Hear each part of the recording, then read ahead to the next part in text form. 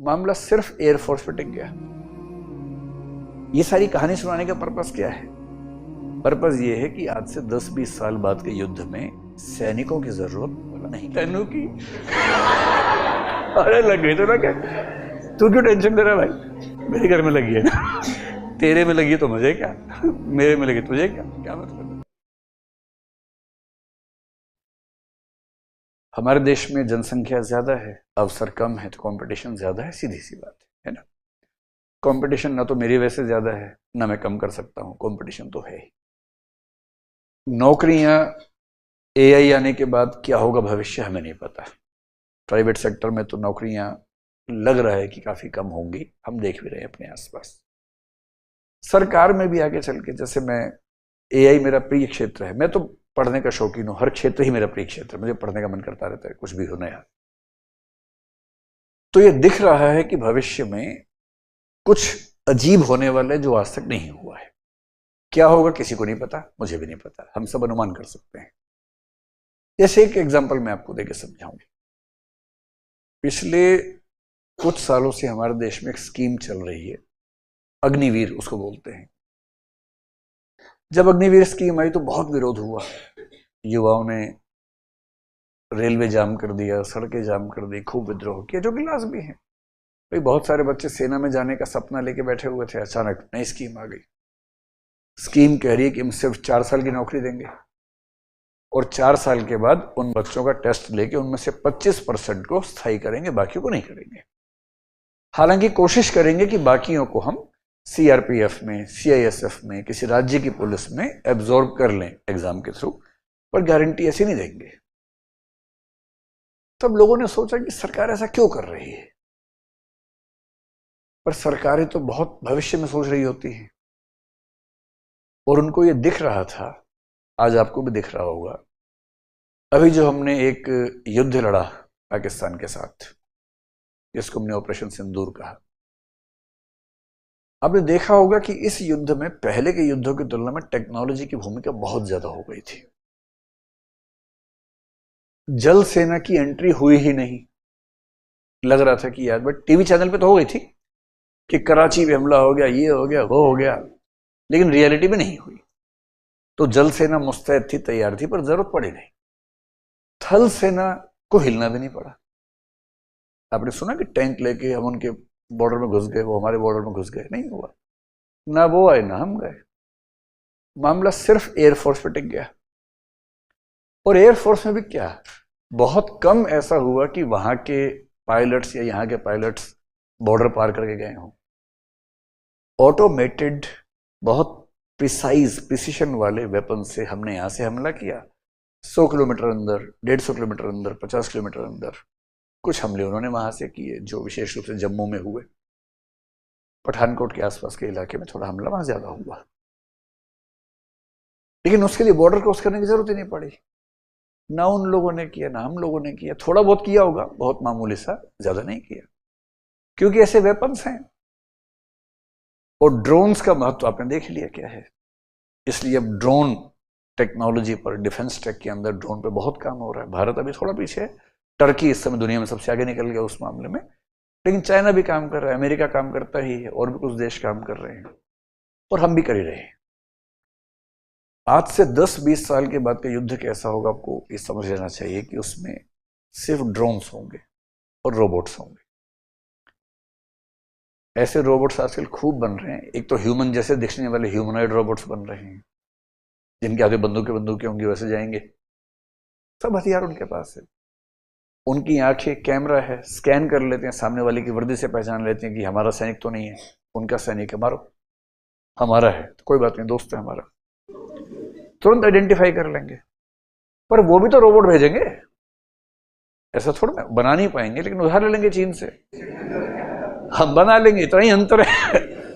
पर वो भी जुगाड़ू तो भाई, यहां से जुगाड़ किया, वहां से जुगाड़ किया, ले तो आता ही है ढूंढ ढांड के कहीं से, वो भी ले आएंगे, हम अपना बना लेंगे। फिर इंसान जैसा रोबोट क्यों बनाना है? कुत्ते जैसे रोबोट बन रहे हैं आजकल, 4 पैर वाले, उनके ऊपर बंदूक लगी हुई है, ऐसे ऐसे ठाई ठाई करते हुए चल रहे हैं।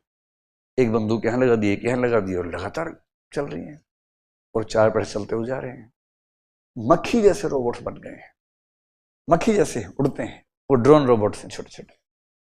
स्पाइंग का काम भी करते हैं, जासूसी करते हैं, पक्षियों के रोबोट्स हैं। अब आज से 20 साल बाद युद्ध होगा, कौन सैनिक जाएगा युद्ध लड़ने के लिए? कोई नहीं जाएगा। यहाँ के रोबोट फिर क्या खबर आएगी, भारत के महान रोबोट्स ने पाकिस्तान के 25 रोबोट्स को शहीद कर दिया, जमींदोज कर दिया। आप रिकॉर्डिंग नहीं कर रही है ना, मुझे पता है, मैं समझ जाता हूं। और भारत के 21 रोबोट लड़ते लड़ते शहीद हुए। ऐसा होगा उसके बाद जब रोबोट से युद्ध होगा। फिर खेल हो जाएगा इंफॉर्मेशन टेक्नोलॉजी के युद्ध का, साइबर वॉरफेयर का होगा कि हमने उनके जीपीएस को हैक कर लिया, उनकी मिसाइलें अंधी हो गई, कहां जाना समझ नहीं आ रहा उनको। जीपीएस हैक कर लेते, मिसाइल अंधी हो जाती है, अब कहां जाके मारना है भाई? मिसाइल सटीक मारेगी, उसको जीपीएस मिलेगा तब। जीपीएस हैक कर लिया, ये सब खेल चल रहा है। लेजर पे ऐसा प्रयोग चल रहा है आजकल कि लेजर्स डेवलप कर रहे हैं, इतनी शार्प लेजर्स हैं, आपके देश के अंदर हैं। जैसे हम कहते थे कि इजराइल के पास एक आयरन डोम है, कमाल की चीज है, हमने भी S-400 देखा, कमाल की चीज है। अब उससे अगले स्तर का चल रहा है, लेजर बीम्स ऐसी बन रही है कि वहां से कोई मिसाइल आई, लेजर बीम ने उसको हवा में गला दिया, जल के राख हो गई वहीं की वहीं, खत्म। ये सारी कहानी सुनाने का पर्पस क्या है? पर्पस ये है कि आज से 10-20 साल बाद के युद्ध में सैनिकों की जरूरत नहीं के बराबर है। जब सैनिकों की जरूरत है ही नहीं तो सरकार सैनिक अपॉइंट क्यों करेगी? कम संख्या में करेगी, 4 साल के लिए करेगी, ताकि युद्ध हो तो कम से कम जवान लोग हमारे पास होने चाहिए। उनमें से 25% कंटिन्यू करेंगे, क्योंकि इन सारी तकनीकों के साथ युद्ध लड़ने के लिए भी कुछ लोग चाहिए, वो काम करेंगे। तो चाहे सरकार हो चाहे प्राइवेट सेक्टर हो, उसको भविष्य की तकनीकों को देख के फैसले करने पड़ते हैं। तो भविष्य बहुत अजीब सा है। ऐसे अजीब से भविष्य के समय में सबसे महत्वपूर्ण ये नहीं है कि आप IAS बने या झारखंड एडमिनिस्ट्रेटिव सर्विस में आए, क्या बोलते हैं, JAS नहीं, JPSC तो आयोग का नाम हुआ ना। जैसे UPSC में बनते हैं IAS, यहां JAS बनते होंगे, क्या बोलते हैं, जास या जस? जैस सुनने में अच्छा लगता है ना, जैस। तो आप IAS बने या जैस बने। तो मेरा ये मानना है कि निकट भविष्य या कम से कम 10-20 साल बाद का भविष्य बहुत ही विचित्र होने वाला है। हम में से कोई नहीं जानता क्या होगा। तो अभी से कुछ क्षमताएं ऐसी डेवलप कर लीजिए जहां भविष्य बहुत सुरक्षित हो सकता है। जैसे टीचिंग की दुनिया में भविष्य अभी भी सुरक्षित रहने वाला है, मुझे ऐसा लगता है, कम से कम 10-20 साल तक। हालांकि बहुत सुंदर किस्म के रोबोट्स 8-10 साल में टीचर्स को टक्कर देना शुरू कर देंगे, उनको हराना शुरू कर देंगे, ये बात सही है। इसके बाद भी डिमांड इतनी ज्यादा है कि ह्यूमन टीचर्स की जरूरत कुछ समय तक पड़ती ही रहेगी, कम से कम 20-20 साल तक तो मुझे लगता है कि रहेगी। ऐसे ही रूरल डेवलपमेंट में जो फंक्शन है वहां काम होगा ही होगा। हेल्थ के क्षेत्र में हालांकि ऐसे रोबोट्स जो दुनिया के हर डॉक्टर से बेहतर होंगे, जिनका ऑपरेशन करने की क्षमता इतनी प्रिसाइज होगी कोई भी डॉक्टर उनके आसपास पहुंच भी नहीं पाएगा, जिनके डेटाबेस में सारी मेडिकल साइंसेस, सारी ब्रांचेस की सारी नॉलेज अपडेटेड फॉर्म में एक साथ होगी, मुश्किल से 5-10 साल में हमारे सामने होंगे। लेकिन तब भी ये माना जा रहा है कि वो डॉक्टर्स को खत्म नहीं करेंगे, वो डॉक्टर्स का काम बहुत आसान कर देंगे, क्योंकि डिमांड इतनी ज्यादा है ना भाई। हर गांव में 5 डॉक्टर चाहिए, कहां से लेके आएंगे? तो कुछ रोबोट्स, कुछ ह्यूमन बींग्स। और ह्यूमन बींग्स से क्या कर देंगे, आपको 2-2 साल के लिए जाना है, 1 साल गांव में काम करना है, तो वहां आप और 5 रोबोट्स काम करेंगे। हर गांव में 1 ह्यूमन डॉक्टर, 5 रोबोट डॉक्टर्स काम करेंगे, और ऐसे हेल्थ सेक्टर बहुत बढ़िया हो जाएगा। ऐसी हर गांव के प्राइमरी स्कूल में 1 मैडम या सर पढ़ाएंगे और 5-6 ह्यूमन रोबोट्स पढ़ा रहे होंगे। एकदम देसी भाषा बोलेंगे वो, झारखंड में झारखंडी तरीके से बात करेंगे एकदम। रोबोट बोलेगा जोहार, आप भी बोलेंगे जोहार, ऐसे चलेगा। इतनी एक कस्टम भाषा होगी, बोली होगी कि आप अंतर नहीं कर पाएंगे कि ये मनुष्य है या गैर मनुष्य है। ये स्थिति 5, 10, 15 साल में बहुत आराम से आने की संभावना है। आपकी पीढ़ी दुनिया के इतिहास की वो पहली पीढ़ी है जिसके सामने कंपटीशन रोबोट से होने वाला है। हम सबका भी कंपटीशन था, पर मनुष्यों से था। कि मैं हरियाणा का होमोसेपियंस था, सामने आ गया बिहार का होमोसेपियंस।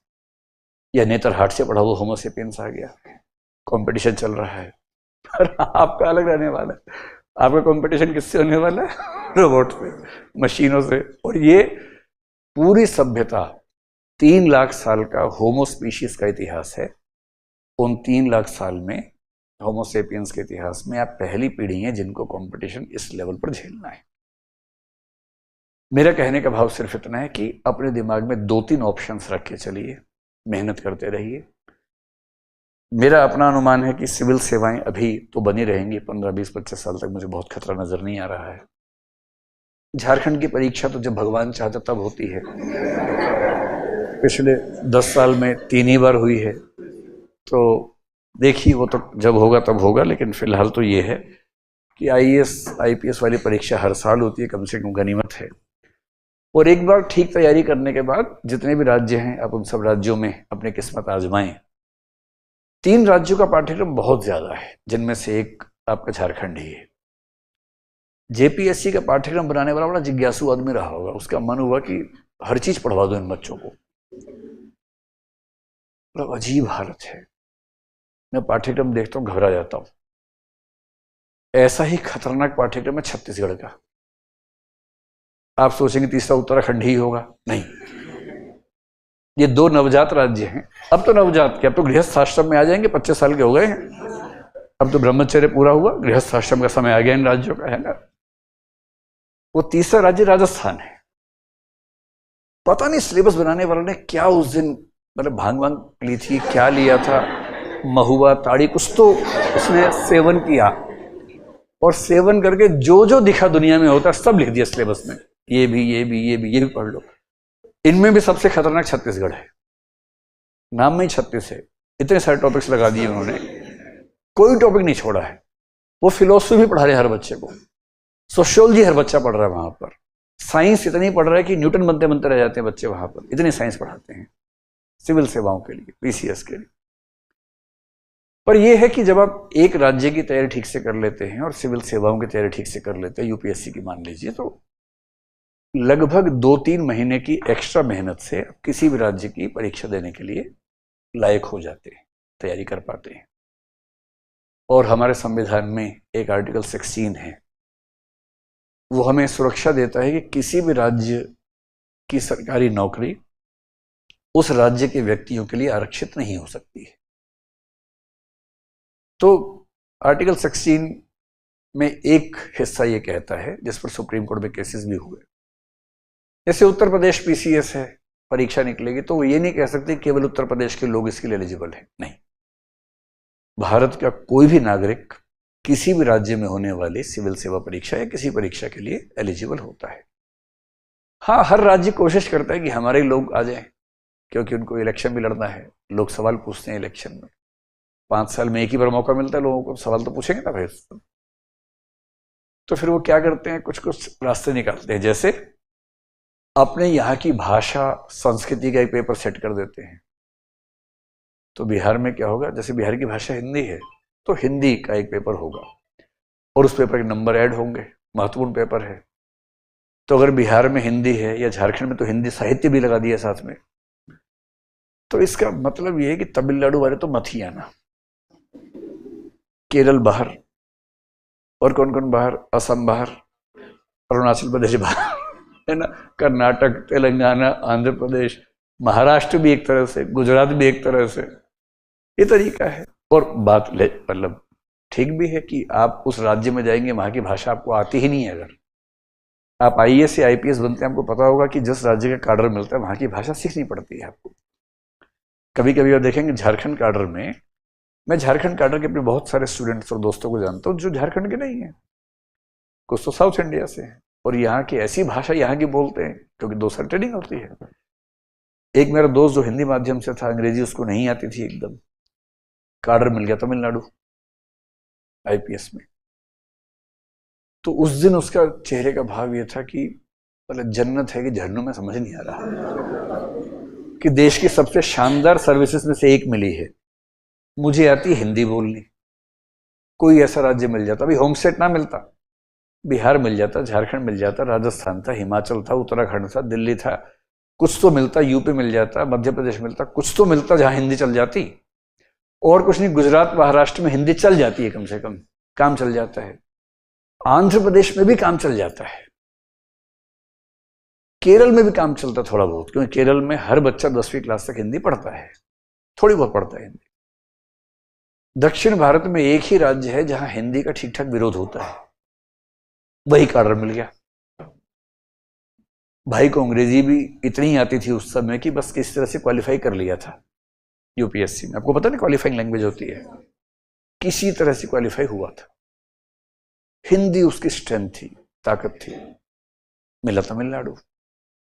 एक दो दिन तो सपना ये भी है कि रिजाइन कर देता हूँ, ये वो। रिजाइन ऐसा थोड़ा ना होता है, मजाक थोड़ा ना है। फिर वो तमिलनाडु चला गया। 3-4 साल बाद मैं तमिलनाडु गया हुआ था, उससे मिलने गया। वो एक जिले का एसपी बन चुका था उस समय, और मैं उसके ऑफिस में बैठ के, कुछ लोग बैठे हुए थे तो मैं चुपचाप बैठा हुआ था कि पहले वो निपट ले फिर आगे बात करें। वो गांव के कुछ लोग ऐसे तमिल में बात कर रहे थे, वो तमिल बोल रहे हैं, ये उसके ऊपर ऐसी तमिल में जवाब दे रहे कि वो हिल जाते थे बार बार। मतलब तमिल लोगों से बेहतर तमिल बोल रहा था। तमिल साहित्य भी पढ़ लिया इस बीच में, और अंग्रेजी भी ठीक कर ली।